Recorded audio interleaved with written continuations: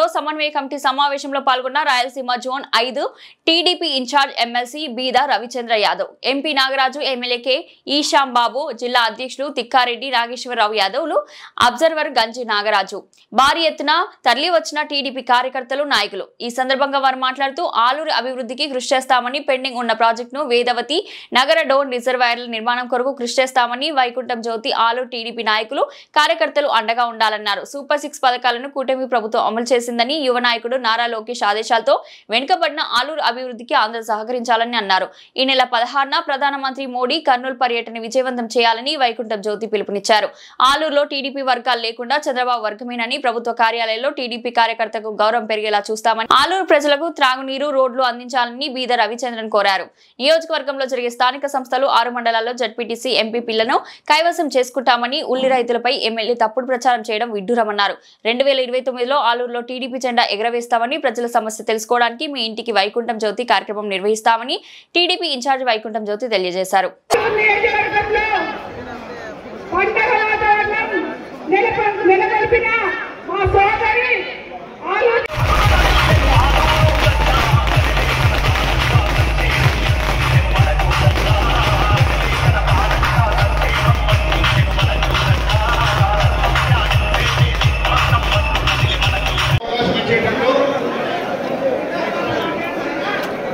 ఇక్కడ 18 సంవత్సరాల నిండిన మహిళలకు కూడా 1500 రూపాయలు కూడా అది కూడా త్వరలోనే మన ముఖ్యమంత్రి చంద్రబాబు నాయుడు గారు చేస్తారని చెప్పేసి కూడా మేము తెలియజేస్తున్నాం.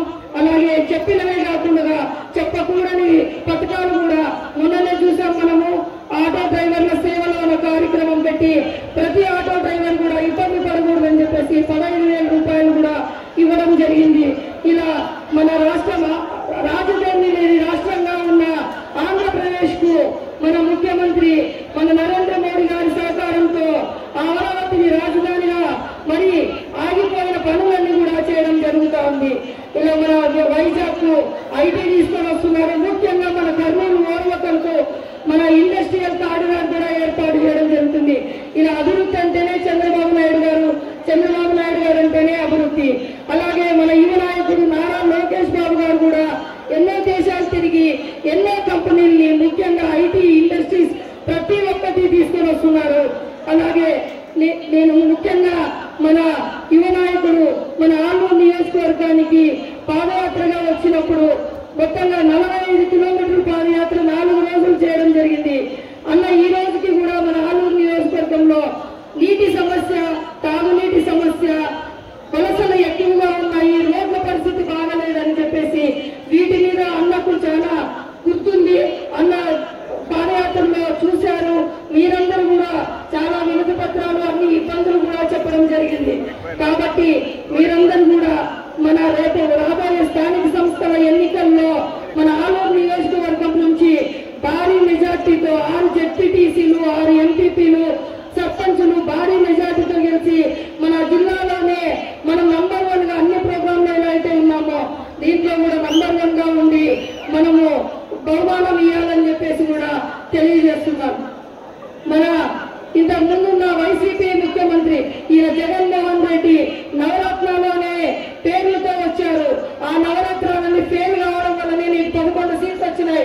ఆ రోజే చెప్పారు మన చంద్రబాబు నాయుడు గారు, నవరత్నాలంటే ఓన్లీ బటన్ నొక్కడం వరకే అవుతా ఉంది, నువ్వు ఏమీ చేయలేదు, డెవలప్మెంట్ చేయలేదని చెప్పి సార్ ఎంత చెప్పినా కూడా కానీ ప్రజలే బుద్ధి చెప్పి ఆయనకు 11 సీట్లు పరిమితం చేసి ప్రతిపక్ష హోదా లేకుండా కూడా చేశారు. ఆయనకు మన సార్ని ఎంతో ఇబ్బంది పెట్టి 52 రోజులు జైల్లో పెట్టి ఎంతో ఇబ్బందికి గురి చేశారు. రాజమండ్రి సెంట్రల్ జైల్లో పెట్టి అన్ని రోజులు ఒక పెద్ద ఆయన 75 సంవత్సరాల వ్యక్తి అనే ఈయనకి ఆలోచన కూడా లేకున్నట్ల ఎన్నో సంవత్సరాలు ముఖ్యమంత్రి చేసిన అడవే ఉన్న 75 సంవత్సరాల వ్యక్తిని నువ్వు లోపల పెట్టిన మా పిల్లలు కూడా మేము కూడా రుణపడి ఉంటామని చెప్పేసి కూడా మేము తెలియజేస్తున్నాం.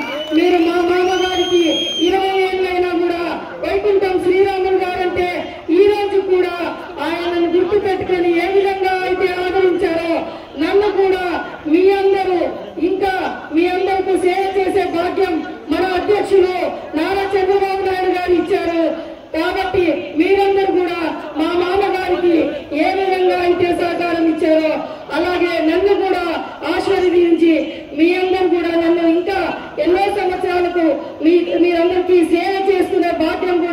కల్పించాలని చెప్పేసి తెలియజేస్తున్నాం.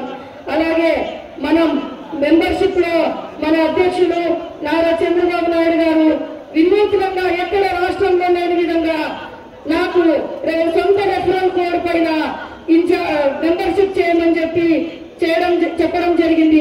అప్పుడు నేను అన్నా సార్ మీరు ఎన్ని విషయాన్ని చేస్తామని చెప్తే సార్ నాకు స్పెషల్ రెఫరల్ కోడ్ మీద చేస్తే మీరందరూ మన తెలుగుదేశం పార్టీ నాయకులు కార్యకర్తలు అందరూ కూడా ఎంతో సహకరించి మన లాస్ట్ ప్లేస్ లో ఉన్న ఆలూరు నియోజకవర్గాన్ని మెంబర్షిప్ లో మొదటి స్థానానికి తీసుకొని వచ్చి మీరందరూ ఆలూరు నియోజకవర్గాన్ని కర్నూలు జిల్లాలో ఆలూరు నియోజకవర్గంలో తెలుగుదేశం పార్టీ ఎమ్మెల్యే లేకపోయినా కూడా మేమందరం కార్యకర్తలు మేమందరం తెలుగుదేశం పార్టీ అని చెప్పేసి మన అధిష్టానికి తెలిసే విధంగా మెంబర్షిప్ లో మన రాష్ట్ర జిల్లాలోనే మొదటి స్థానంలో నిలబెట్టినందుకు కూడా మీకందరికీ కృతజ్ఞతలు తెలియజేసుకుంటున్నాం.